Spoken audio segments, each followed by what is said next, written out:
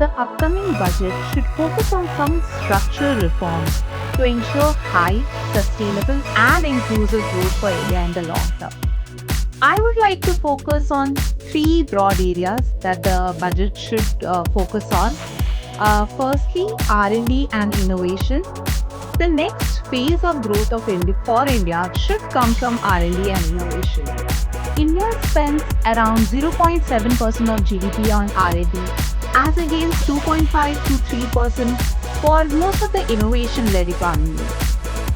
India has the best talent, and there should be a concerted effort to push up innovation in the economy. The government should look at setting up world-class research institutions in the economy for this purpose. Second, there should be a focus on job creation, and this is much required to reap into India's demographic dividend. A lot of agri-ancillary industries like horticulture, floriculture, agri-processing, there should be increased focus on these sectors so that we can productively absorb some of the workforce from the farm sector. Similarly, for other sectors, manufacturing sectors, government should identify some sectors with high export potential and high potential to generate employment, like pharma, auto ancillary, electronics, and create the whole ecosystem around it to push up investment in these sectors.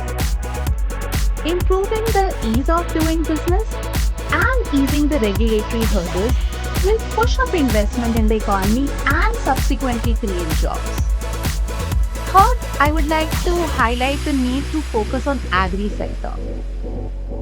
Agri employs around 46% of India's workforce, and if we are talking about inclusive growth, there needs to be a push. There is a requirement to bolster agri sector, but there is need to push up reforms in this sector.